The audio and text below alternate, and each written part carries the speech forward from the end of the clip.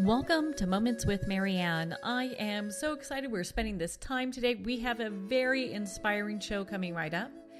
Our first guest is Erin Dooley, and she is filmmaker of the documentary A Way to Forgiveness, Healing on the Camino de Santiago.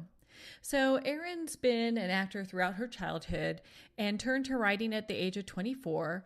She also has an award-winning film, Broken and Beautiful, and she founded Dash Entertainment in 2010 to produce her feature and short films, including A Way to Forgiveness.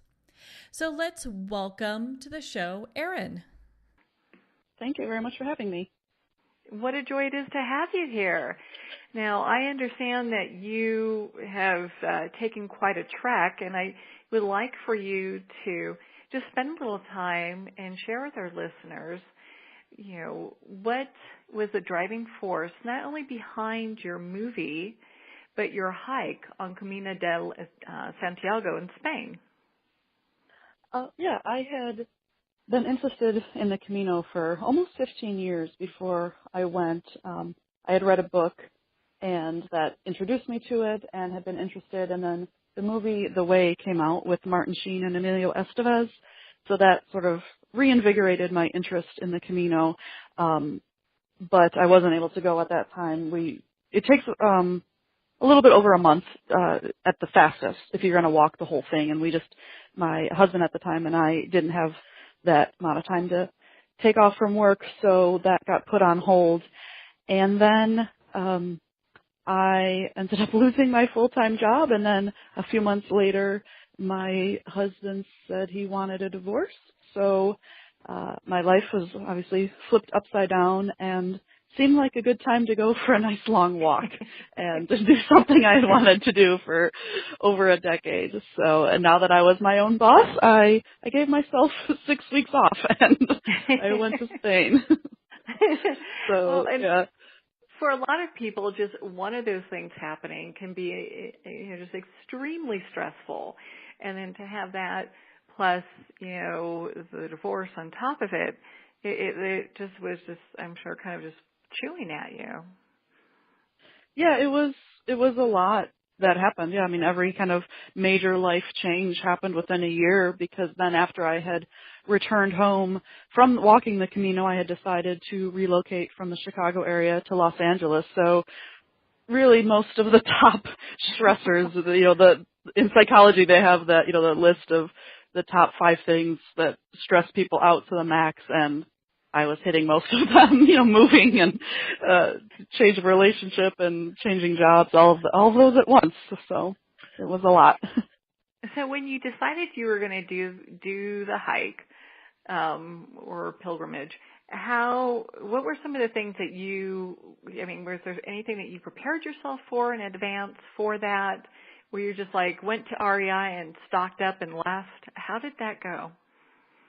I did have to stock up at REI because I was not really a hiker at all before this. I had always been sort of sporty and athletic, so I naively thought that I could very easily do this. And being from Illinois, we don't have mountains to climb, so my physical training left much to be desired. There's a joke in the film that walking around the mall was not good preparation for walking through the Pyrenees Mountains. So physically, I made it, but not without some bumps and bruises and plenty of blisters to show for it. But really, so when it was August and into September, when the relationship was, it was clear that it was not going to be salvaged. And so I booked the trip then, and I went in March. So for those 6 months, really having that trip on the horizon, it was really a lighthouse for me. I felt like I was just being tossed about in this wild sea, and that was the only thing that got me through those 3 months. There's a saying about the Camino that it starts as soon as you decide to go, and it pretty much did, at least as far as the healing aspect, because just the thought of going was already helping me to, not break down completely. And so it got me through those first 6 months, just knowing that I was going to go to Spain. And then I was intentional on the trip. I wanted to heal, and I wanted to come to a place of forgiveness, because I didn't want this to, be the end of my life. I was only 36 when this happened, so I knew I had a lot of life to live. I just needed to get through this. And so I was very intentional in the walking, and was very blessed to meet so many wonderful people that did help me along the way. And so I talked to people. I'm a pretty open person, and opened up a lot to people and got their thoughts on forgiveness, and it really helped me to kind of work through some things. And then it's just time, so because on the Camino, when you're walking for like 8 hours a day, the days can seem very long in a good way. And so I was walking for 40 days, and it really felt like much longer than that. So it was a lot of time to allow that healing to happen. Now, I understand that you did this walk during the Year of Mercy. Now, did that hold any special significance for you? I don't know if I even knew that it was the Year of Mercy, because it was in March and April of 2015. I don't know if it was started yet. I think it was right before. I mean, maybe they had announced it, but I wasn't too as like religious and faithful as I am. That wasn't really on my radar. Your world kind of shrinks when something like this happens. So even if it was, and even if I knew that it wasn't on my radar, but when I made the film and I released it just before the Year of Mercy ended, so I did, kind of try to ride that little coattail of having people think about forgiveness and watch the film. But no, as far as when it was actually happening, that it was very personal. I only saw like the 5 feet in front of me, basically. I could imagine, with so much on your plate and having just you and the open trail and other travelers that you're with, what were some of the major issues that you were working on as you were walking this trail? Because I know sometimes people will say, like, it was forgiveness of the other person, or maybe forgiveness of myself, or maybe both. Yeah, it started definitely trying to forgive my former husband, but really, and this was part of the film, that I did a lot of thinking and, took ownership of things that I had done, even if they weren't, even if it didn't, what he did, might have still been wrong, but I could understand the feeling behind it, because I like to say, nothing happens in a vacuum. So even if that person's reaction was really awful, they still may have been reacting to something that you did, and so if you can at least understand what that feeling behind it is, then you can give a little bit more grace, and that definitely was part of the experience. There's part of the walk right outside of Pamplona.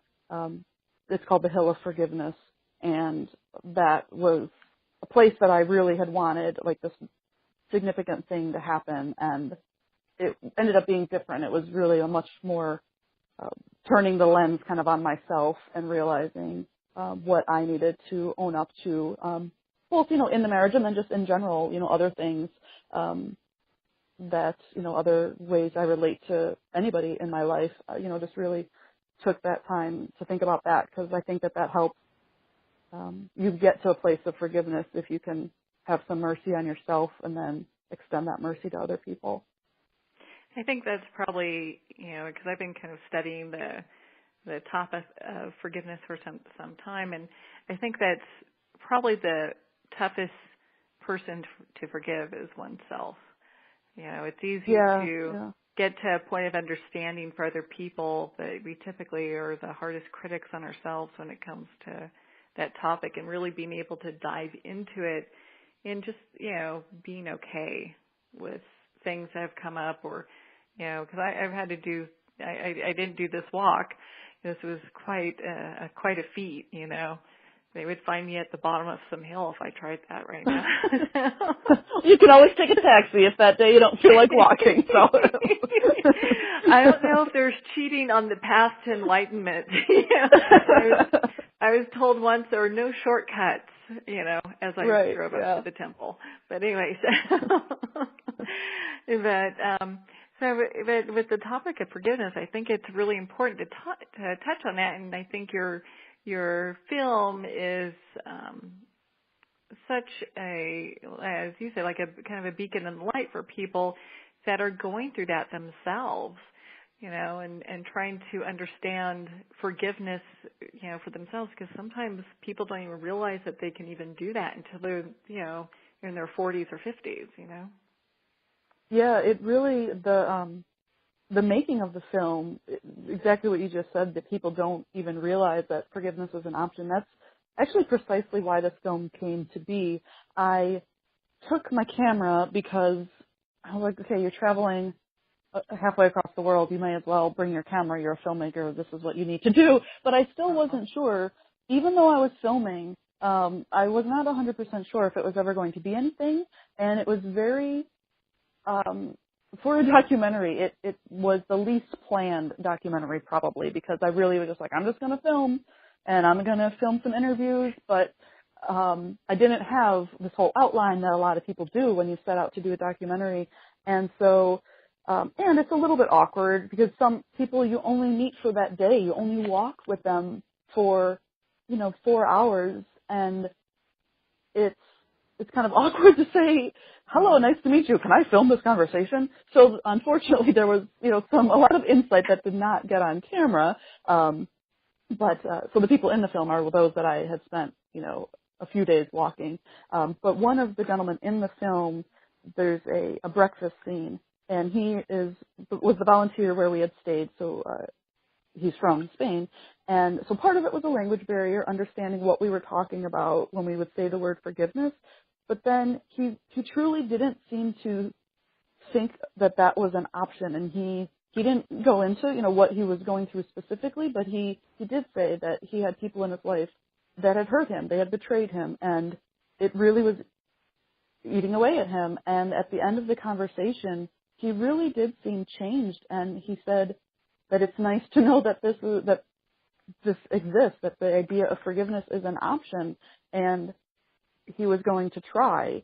And when I rewatched the footage when I returned from Spain, I thought, wow, if just this half-hour conversation with this man could open up that idea, and if it could help him, then I almost felt that I had to share this story, because how many more people could it help? I already went through the pain. So if my pain can be used to help other people, then it's my joy to share it. Yeah. So, and help them through that process. And what a big gift that is, That's a huge gift. It's been a real honor and very humbling, because people do reach out to me, even, through emails if they rent the film or buy the film, or after a screening, and they come up to me and they share their story, and they say how seeing this helps them. I mean, I know that some friendships have been restored because of this. Some people that have hurt others have come up to me and say, wow, I finally understand the other side, and I can finally empathize with what I put that person through. So to hear those stories, this is beyond me. It's, just to see how the film is being used, and it's really very humbling, and it helps me to share, because it is a very vulnerable thing. I mean, I don't hold much back. You see me crying. You see me at the worst. This is the worst thing that has happened to me, and you can screen it now on your computer. So it's a lot, but it helps me to be able to do that, to know that it truly does help people. What were some of the surprising things that you discovered just about yourself on this journey? I don't know if it was surprising, but I definitely am more aware of my actions and reactions to people, and really Even to this day, I'm a little bit more cognizant of how I'm reacting to people at a much higher degree than ever before. I don't know if that's not really surprising. Well, I don't know. Sometimes when we go through the journey of forgiveness, and especially like this kind of a trip, if forgiveness is a little bit easier than you thought or a little different than you thought, it always ends up being not quite what we expect, Yeah, I mean, part of when I do share this, I'm very aware that people have had to deal with much worse things. And so this is the most difficult thing that I've had, but there wasn't abuse. There's a lot of things that people deal with that are way worse, and I feel like sometimes that I hope that this is still helpful to those people, or I don't want to cheapen it, because it did. I don't know if it's that I was so far away that I was able to forgive. I was in Spain the whole time, and then I moved to California, so I don't have to see this person. So it's easy kind of for me to forgive. And I think that there was, that love, because if you already hated the person, then maybe you would hold on to that, or if you didn't know that person. But when you have this love, I think you can extend a little bit more compassion.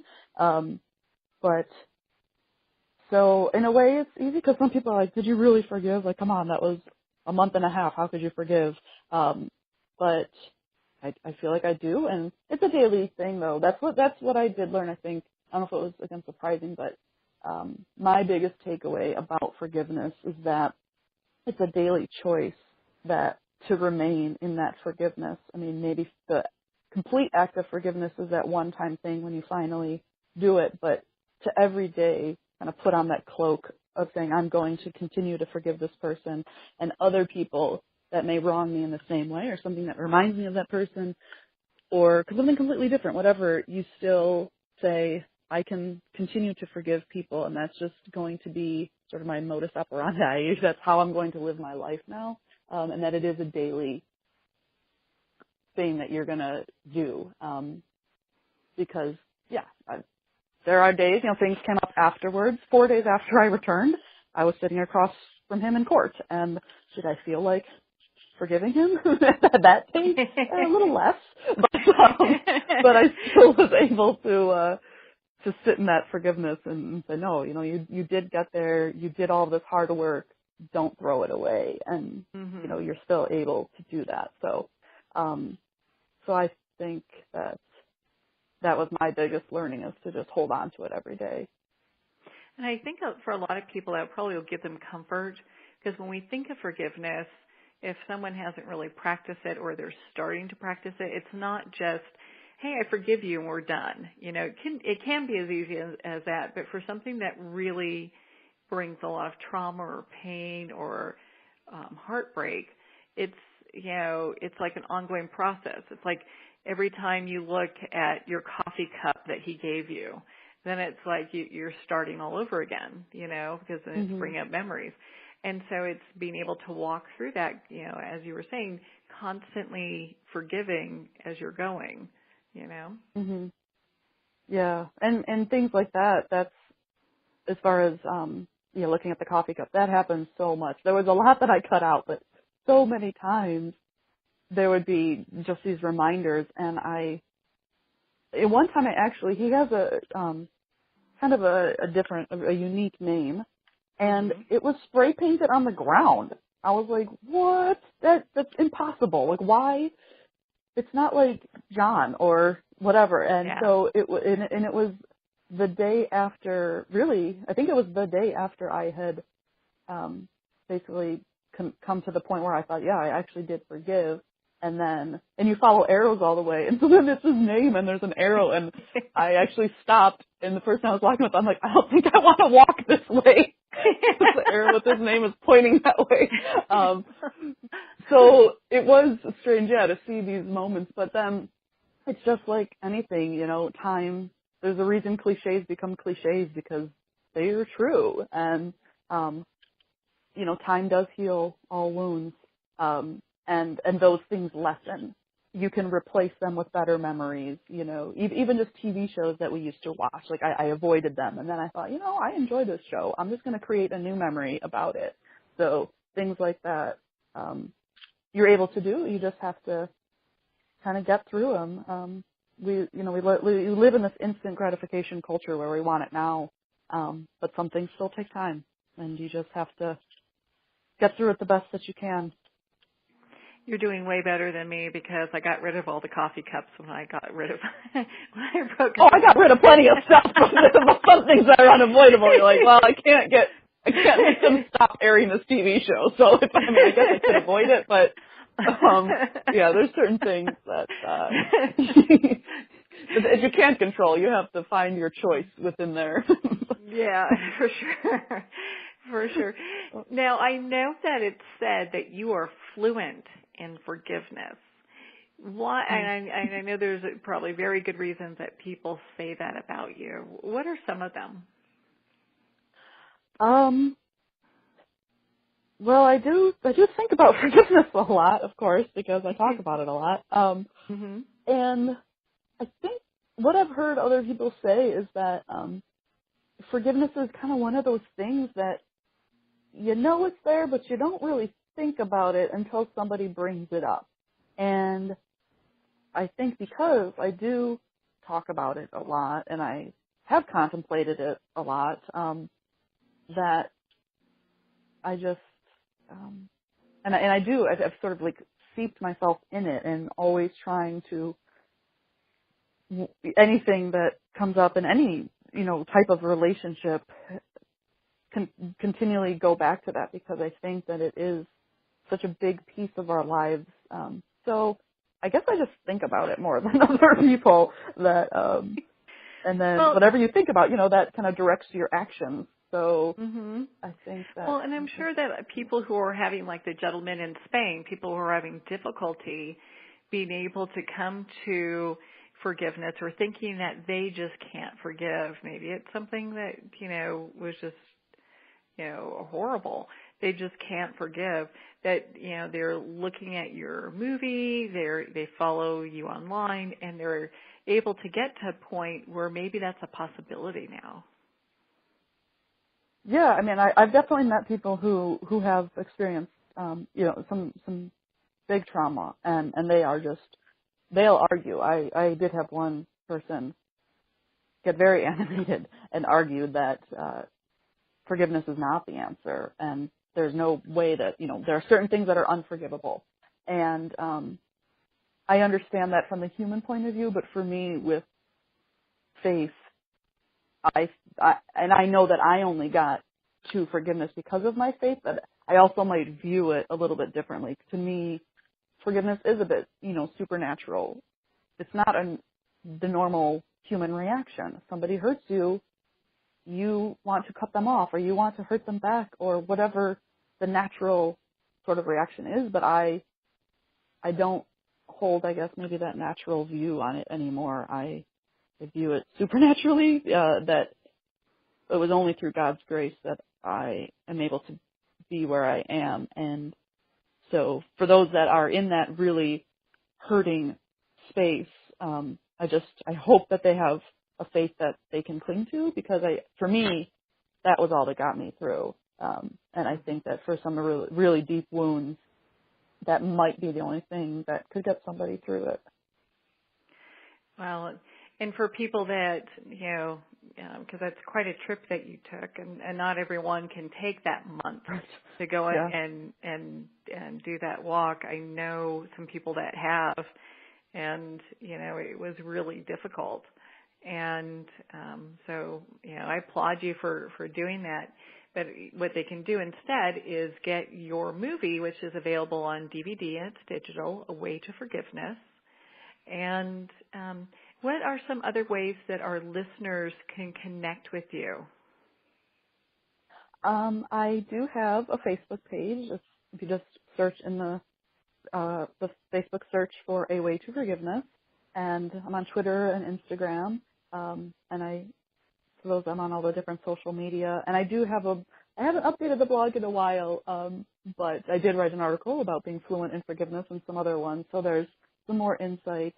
Now that I'm over 2 years past walking the Camino, I've had some thoughts, so that is an option as well. And that's on the website for the film. If you just Google "A Way to Forgiveness," documentary, it'll pop up. So those are the choices. And as far as people that can't, that has been asked at different screenings I've held. Even if people can just get out to walk for like an hour, there's been studies that an hour and a half in nature lessens people's, if they suffer with depression, it has actually showed to lessen those feelings. So really disconnecting and getting out in nature. So even if people can only do that for like an hour, maybe once a week or twice a week, that could really help them, and just kind of be intentional and just try to let things go, even if they can't pick up and take a backpack to Spain. Mhm. And do that kind of a trip, yeah. Mm-hmm. But they of course can pick up your DVD that's available at your website, awaytoforgiveness.weebly.com. And so they can learn more about you and connect with you there. Erin, thank you so much for taking the time to be on the show with us here today. It's been such a joy to talk to you about forgiveness. I think it's a topic that we can always discuss, and you're just such a beacon of light to people for this topic. So thank you. Well, it was my pleasure to speak with you. Thank you. Oh, thanks. We are going to pause here for a quick break, and we will be right back after these messages.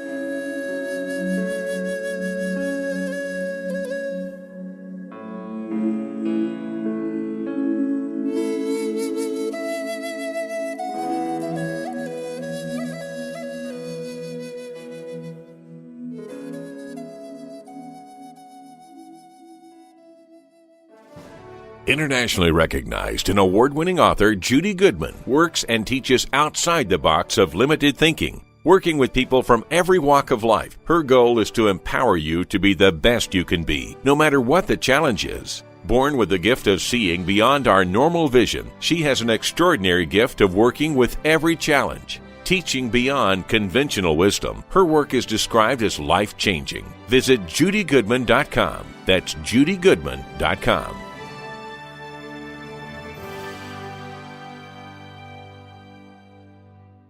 Have you ever had the sense that your thoughts might actually be doing something? Ancient secrets of manifesting have been masterfully revealed in the award-winning book Manifesting 1-2-3 by Ken Elliott. For the first time, the author's experiences and stories in this book describe exactly how your thoughts can create anything. You've been doing this all your life, but it's never been fully explained for you until now. Visit manifesting123.com for more information today. Manifesting123.com.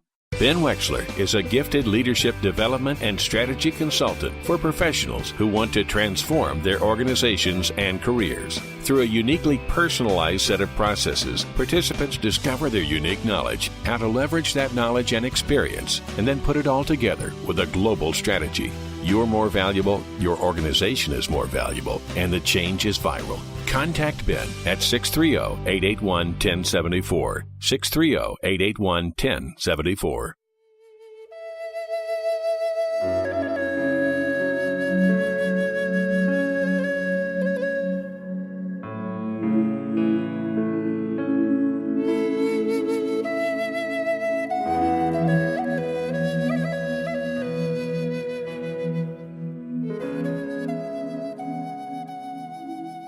Welcome back to Moments with Marianne. So here that we are a big supporter of our veterans. I do like to highlight every month at least one or two veteran groups that are making an impact in the lives of our veterans after they return back from service. So our next guest is here today to talk to us about Vacations for Warriors. CEO Robert DeMonbrun is here today to talk to us about his nonprofit, share some stories with us, and the mission that drives Vacation for Warriors. So let's welcome Robert to the show. Thank you. It's a pleasure to be here. What a joy it is to have you here. So you're doing this amazing thing by sending our warriors on vacation, and you've got this organization about this. How did this all come into being? Well, Marianne, I started at Greenwood Community Church in Greenwood Village helping soldiers. Probably about 2009, we started sending care packages to soldiers stationed in Iraq and Afghanistan through the church and the parishioners. And then we did some other things. I had a request of the general down at Fort Carson, Colorado, to send some humanitarian goods, school supplies for children and clothing for children over to Afghanistan. So we did that.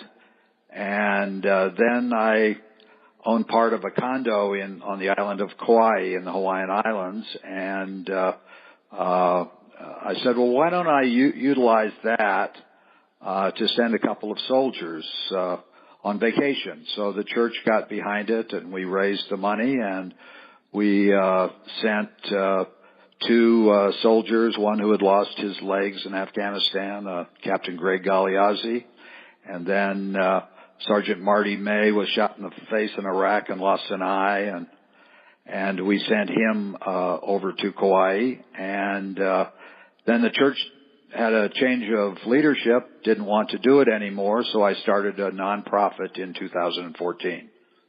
Oh, my goodness. And what a huge undertaking this must have been, because I know there's a lot of details in just getting this to work the way that you guys have been doing it for a while. Yeah, it is a lot of work. Unfortunately, my business probably has suffered as a result of it, but that's okay. This is the passion of my life now, and we have sent, when summer is over, I believe we sent about 15 soldiers and their families on vacations to places all over the world, Hawaii, cruises to the Caribbean, to send a family to Punta Cana, Dominican Republic, Disneyland. We send them on really nice vacations. Well, and so how are the vacations determined? Is it something that the veterans are really going, gosh, I really want to do this, and my family really wants to do this? How do you guys determine that? Well, the first step that we go through is we have an application process on our website. So people find us and they email me, and I tell them to please apply, and then I and the board go through their application, and we can't send everyone. We like to send the ones that have been severely injured or have a very interesting story as a wounded warrior in the military. We shoot for ones with 100% disabilities. And so the board selects them, and then we kind of talk. I call and interview the warrior, and we kind of talk where they'd like to go, and then I take it back to my board, and then the board approves it. Well, and so how many applications do you get on a yearly basis? Because I'm sure you're probably popular. Yeah, it is. And as we do more vacations, people seem to find our website and find us. I know there's a couple of other websites that talk about us also.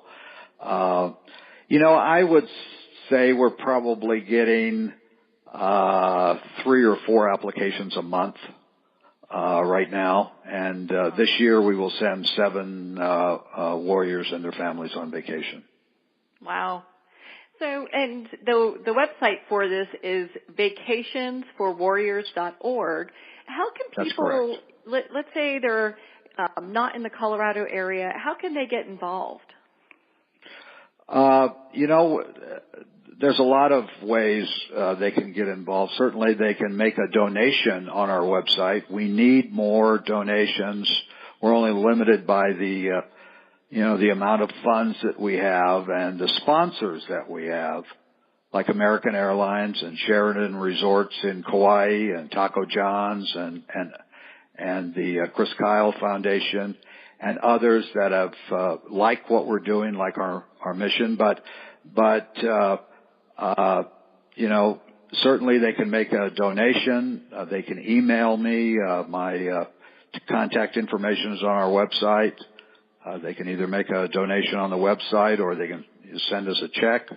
Or if they have a timeshare or something else that they'd like to contribute, that would be great too. I got a call last week from a West Point grad who was graduated, I believe, in 1966, and is a good friend of mine who also is a West Point grad, and he volunteered his Hilton timeshare to us to use to send warriors on vacation. And I already have a thought of where I'm going to use it, because I've got one warrior down in Brownsville, Texas, very severely injured, whose family wants to go to Disney World, and there just happens to be a Hilton timeshare in Orlando, so I'm going to take him up on it.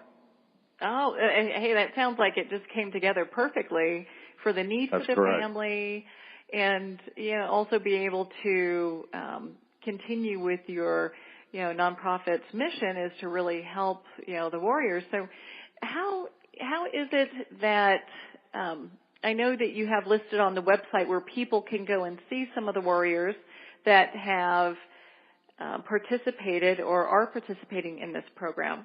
When they are selected, you said it's all 5-star all the way. So what does that mean? Is that I'll talk about our Hawaii. I'll talk about our Hawaii vacations, because we kind of reserve those for the guys that have been more severely injured and really have a compelling story of their service to our country. We have Corporal Tyler Wilson, lives here in Golden, Colorado. He took 4 bullets to his body in 2006 in Afghanistan. One went through his spine and paralyzed him from the waist down. Tyler recently got married, and they have a new baby boy, Matthew. They will be going initially to Kauai for 6 days, then on to and in Kauai they'll stay at a condo we rented for them right in the Poipu Beach area. Then they will go to Honolulu for 3 days so they can see Pearl Harbor and the Sheraton Resort Waikiki has graciously given them free room accommodation for their 3-night stay, and then it's on to Maui for 5 nights.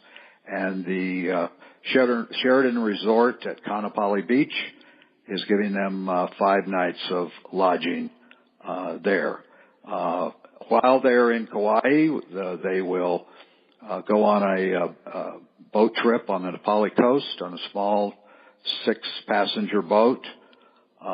We are intent on getting them a helicopter ride. Blue Hawaiian Helicopters has donated helicopter rides for us. They will go to a luau, compliments of the Sheraton on Kauai, and many of the same things they'll do in Honolulu and also on the island of Maui. There's lots of things we have planned for them, and that's really one of our 5-star vacations. I think the overall value, and not that we're out of pocket this much, but the overall value of a vacation like that is probably about $17,000. But I'm sure. But Tyler and his wife Crystal and new baby boy deserve it. They have sacrificed so much for us all, and without a doubt. It's just a small way that we can repay them for their patriotism and sacrifice to our nation. Without a doubt. Well, and I'm sure with all the different sponsors and people donating, like you're saying, the helicopters and the luau's and different things like that, it helps add just not only value to their trip, that they have such a great trip, and you're making sure that they get it, a 5-star vacation, something that they'll remember forever. The other thing I wanted to mention is particularly on the island of Kauai. I know a lot of people over there, very close to the Kauai Veterans Council.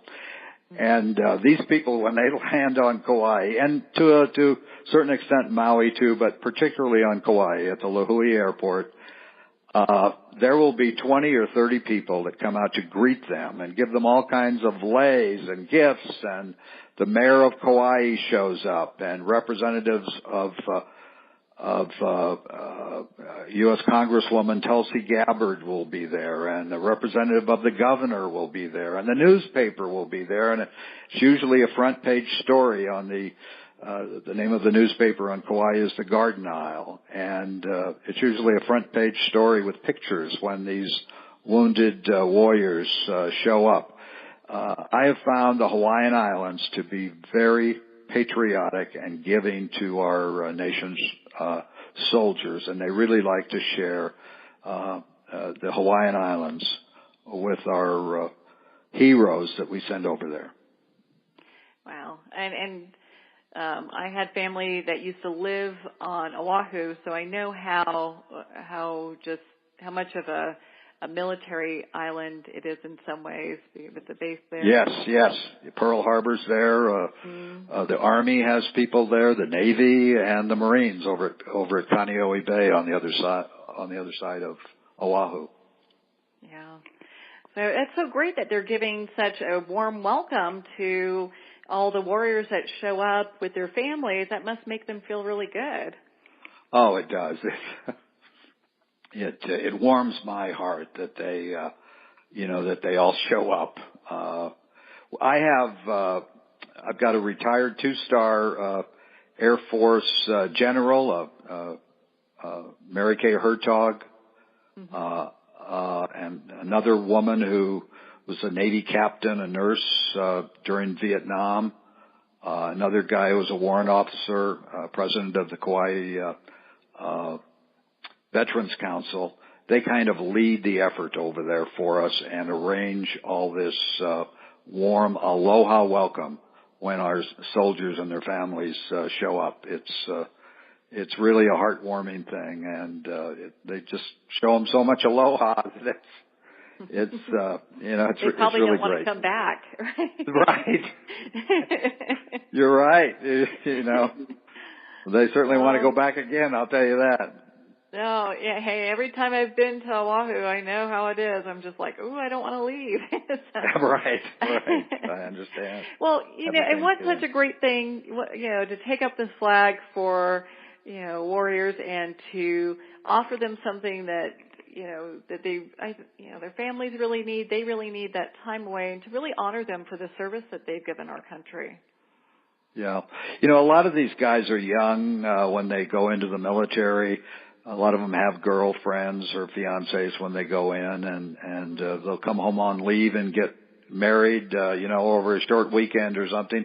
Then they're off to war, and a lot of them never had a honeymoon. So for several of these warriors, the vacation that we send them on is really their first honeymoon trip together, and so that's special also.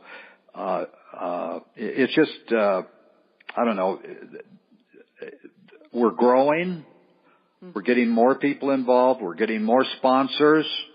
My goal is to send 24 to 30 soldiers, wounded soldiers, on vacation a year.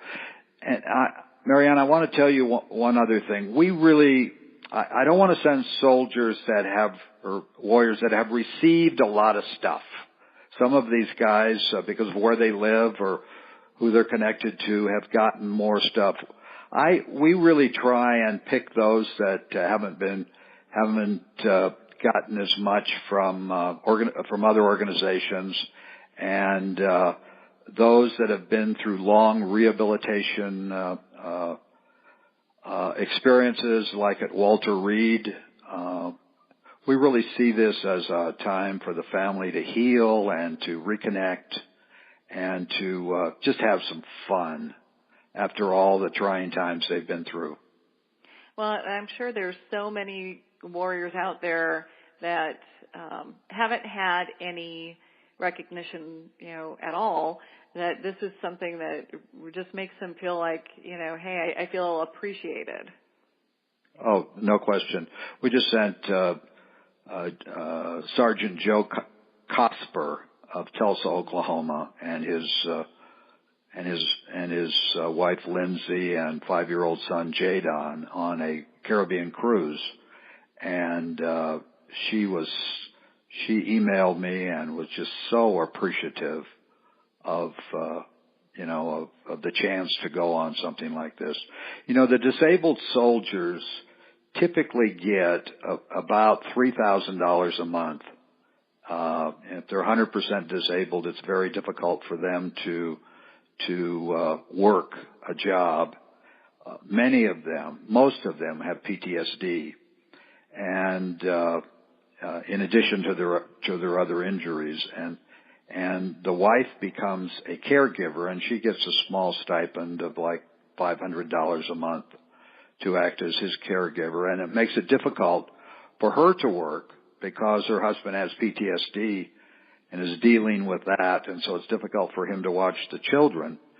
And so to try and live on that amount of money is just very difficult. And yeah, I can see where that would be challenging, because some people might go, well, gosh, that sounds like a decent amount, but when you take into account, the money that would have to be spent on medications or any kind of, if they have any treatments or anything like that they need to have that maybe isn't covered by the VA, it's not cheap. No, and that's not a lot of money to live on, and make a house payment or a rent payment, and take care of your car and take care of clothing for your kids and food. It's not enough. And so to be able to go on a vacation like this, they couldn't afford it without an organization like Vacations for Warriors providing it. And we know that, and that's why we try and give them a first-class experience.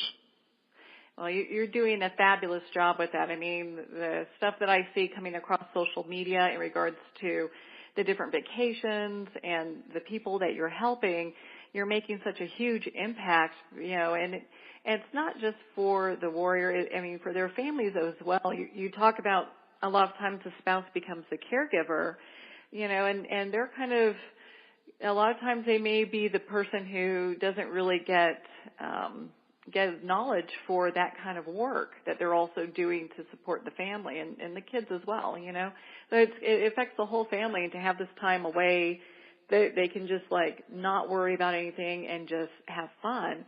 That's got to mean everything. Yes, you're exactly right. And we give them spending money, depending upon the length of their vacation. We give them $1,000 to $2,500 in spending money so that they can pay for their meals and rent their car and do some activities when they're over there. And they really appreciate it.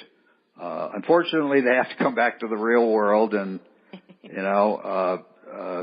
Lindsay Cosper, the folks we just sent to the Caribbean, they had such a wonderful time on their cruise, and they had some animals to take care of, and so she lent her car to the person who was going to feed the animals, and the car broke down and the tire blew out and ruined her rim, and she says, now I got to go back and deal with this. But at least for a week they get out of this this stuff that we all have to deal with in life. But it's difficult for soldiers and their families, because they just don't have a lot of extra money when emergencies like that come up. So it's this gives them a respite from all that, and they are very appreciative.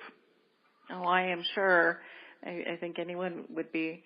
Now, so I know you talked a little bit about, going forward, you're looking to have X amount of veterans that are going to, warriors that are going to be going on vacation. So what's that number again? And I'm thinking in the 24 to 30 vacations a year. This year is our biggest year. We'll send 7 families on vacation. And in the future we'd like to do 24 to 30 vacations a year. But that will, each one of these vacations out of pocket for us probably averages $5,000 to $6,000, and then we get stuff donated by hotels and other things. American Airlines has been a big supporter of us. We've received 1.5 million air miles over the last 2 years from the Veterans Initiative at American Airlines, and so that has been a extremely big help. And that's fabulous. We look to they like what we're doing, and we're hoping to continue that relationship as we go forward. Mm. Well, any last thoughts you want to leave our listeners with?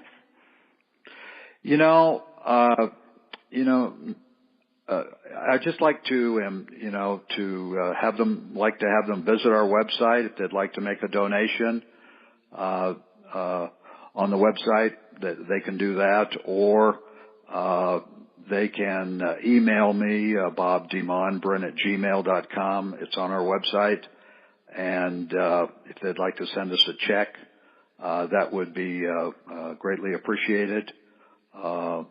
We need to raise more money to send more warriors on vacation. There are other groups out there that send a soldier, and there are a few other groups that send them to to condominiums in Orlando or San Diego. I know of no other organization in the country that is doing the quality of vacation that we're doing. We really go the extra mile. We really want to show them a good time, and they so richly deserve all that we can do for them. Oh, without a doubt. Without a doubt. Well, Bob, thank you so much for all of the great work that you're doing on behalf of, our nation's warriors. I'm sure they appreciate it, their families appreciate it. I just wanted to say thank you. We really appreciate you taking the lead on this and making it happen for them. Thank you very much, Marianne, for letting me come on your program today, and just thanks for giving us the opportunity. Oh, without a doubt. We're going to be watching all the good stuff that you do and cheering you on as well. And if anyone would like to get involved, again, leave a donation or just see how you can get involved in your community. Maybe you have a timeshare you'd like to donate to Vacations for Warriors. You can visit their website at vacationsforwarriors.org. I'd like to thank everyone for taking the time to tune in today. And remember, make every moment count.